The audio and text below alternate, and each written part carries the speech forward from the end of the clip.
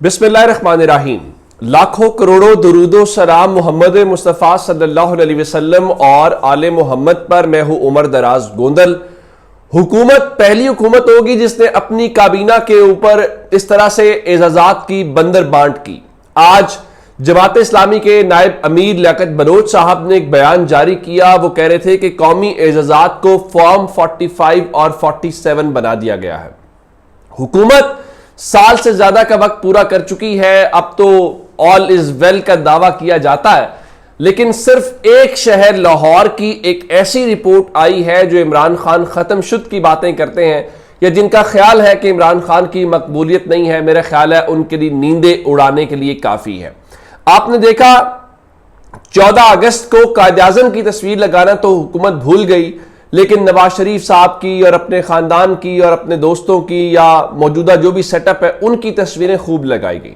लेकिन उसके मुकाबले में आपने देखा कि कराची हो, लाहौर हो, पिंडी हो, दीगर जगह हो, जहां जहां पे अवाम को मौका मिला तो अवाम पाकिस्तान के झंडे के साथ उस मकबूल लीडर का झंडा उठा के भी आई जिनके बारे में उनका ख्याल है कि उनको नाहक कैद किया गया है और सिस्टम सिर्फ उनको तोड़ने के लिए उनके और उनके खानदान के ऊपर सख्तियां कर रहा है।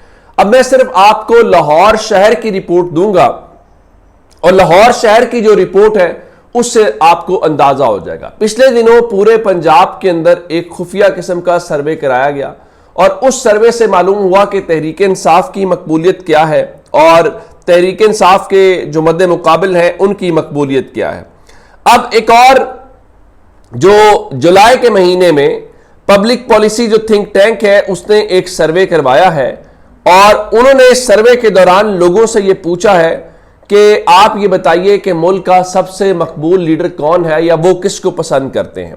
और ये दारुल हुकूमत लाहौर के अंदर किया गया है, यानी आप इसको यूं ना कहिए कि पूरे पंजाब का है, लेकिन लाहौर की भी जब बात करते हैं तो करोड़ों की आबादी का शहर है और लाहौर का मतलब यह है कि यहां कौमी असम्बली की 14 सीट्स हैं, सूबाई असम्बली की 30 सीट्स हैं, तो 44 सीटें लाहौर शहर के अंदर हैं। अगर कौमी असम्बली की सीटें भी मिला लें तो वो तकरीबन बलूचिस्तान के सूबे जितनी सीटें बनती हैं सिर्फ शहर लाहौर की।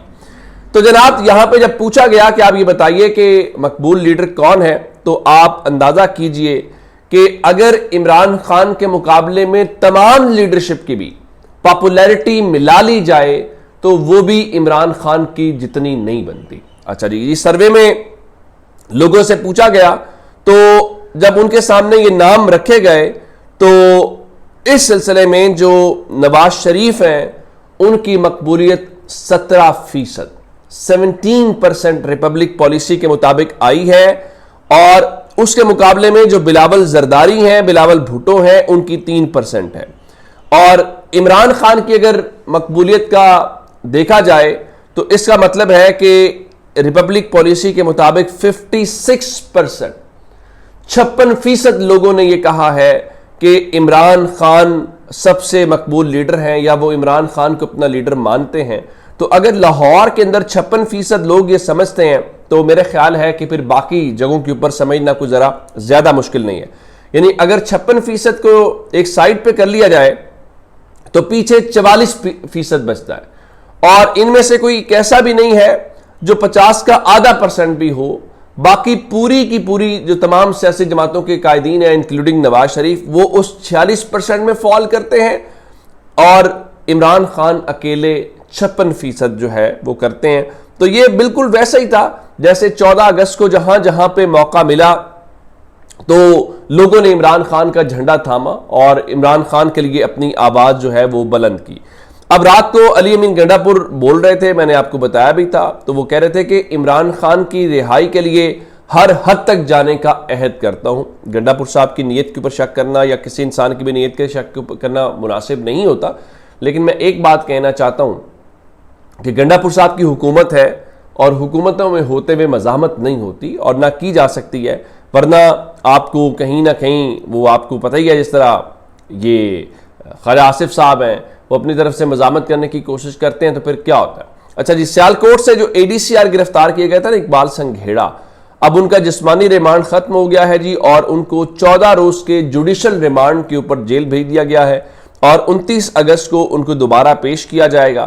तो जुडिशल रिमांड पे जाने का मतलब ये है कि अब वो अपनी गालिबन जमानत भी अप्लाई कर सकेंगे या उस तरफ भी जा सकेंगे। दूसरा एक और जो लाहौर से इंपॉर्टेंट खबर थी वो मरीम नवाज शरीफ साहिबा हैं। मरीम साहिबा जो है जी वो आज उनके दफ्तर ने एक बयान जारी किया और ये कहा जी मरीम नवाज साहिबा के लिए मुनफरिद एजाज़। वो मुनफरिद एजाज़ क्या है? वो ये है जी आज एक बार फिर मरीम नवाज शरीफ साहिबा जापान के 5 रोज़ा सरकारी दौरे के ऊपर रवाना हो गई हैं। इस मौके के ऊपर उनके साथ जो पंजाब के सीनियर मिनिस्टर मरियम औरंगजेब थी, लॉ मिनिस्टर सुहेब भरत थे, ज़िशान रफ़ीक लोकल गवर्नमेंट के मिनिस्टर थे और पंजाब की इंफॉर्मेशन मिनिस्टर अज़मा बुखारी भी उनके साथ थी। और 5 दिन का ये दौरा है। बताया गया है टोक्यो, ओसाका, योकोहामा में वो आला हुकूमती और जो कारोबारी शख्सियात हैं उनके साथ मुलाकातें करेंगी। और आज जब रवाना हो रही थी तो एक वो रिवायती या जो मरीम नवाज का एक ब्रांड है वो स्टील का ग्लास जिसमें वो गालिबन चाय या कॉफ़ी पीती हैं, तो वो ग्लास उनके साथ था, वो लेके वहाँ से रवाना हुई। अच्छा जी, जिस तरह मैंने आपको शुरू में कहा कि फॉर्म 47 फॉर्म 45 करार दिया है इन एजाज़ात को लियाकत बलोच साहब ने, तो अब जी कुछ जो लोग रह गए हैं उनके हवाले से मजीद एजाज़ात का या अवार्ड्स का ऐलान किया गया है।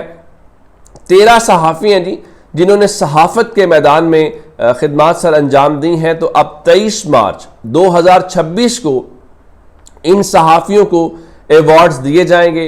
उसमें जी बताया गया है कि इत्तेशामुल हक जो है लंदन बेस्ड है, उनको हिलाले इम्तियाज़ दिया जाएगा। बिल्कुल ठीक है जी।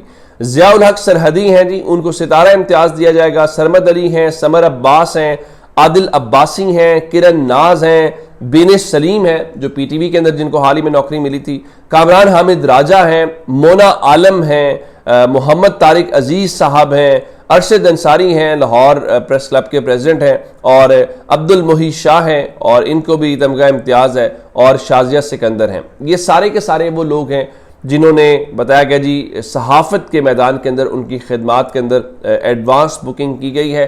और अब जो मार्च अगले साल का आएगा 23 मार्च जो है, तो उस मौके के ऊपर इनको अवार्ड्स दिए जाएंगे। एक चीज़ आपको और जो है वो शाहिद खान आफरीदी जो हैं उनको जो खिदमात हैं उसको देखते हुए हिलाले इम्तियाज़ के लिए नामजद किया गया है।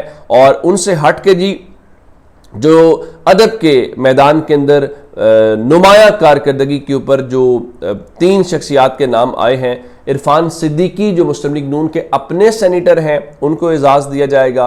अताउल हक कासमी जो हैं जो आजकल बड़े तसलसल के साथ नवाज शरीफ के हवाले से कॉलम्स भी लिखते हैं और फिर वो माजी में उनका पीटीवी और बहुत कुछ होता रहा, तो उनको भी एजाज़ दिया जाएगा। लेकिन इनमें से अगर कोई ये कहा जाए कि मेरिट के ऊपर एजाज़ है तो वो मुस्तनसर हुसैन तारड़ साहब हैं जो अदब के शोबे में नुमाया कारकर्दगी के ऊपर उनको आला तरीन एजाज़ निशान इम्तियाज़ दिया जाएगा। तो एक सिर्फ गुजारिश ये है कि आपने जिसको नवाजना है, जिसको इज़्ज़त बख्शनी है वो ज़रूर बख्शें, लेकिन पाकिस्तान के कौमी एजाज़ात की जो तौहीन है मेरे ख्याल से वो ना की जाए तो ज़रा ज़्यादा मुनासिब होगा। अपना बहुत सारा ख्याल रखिएगा। खुदा हाफिज़।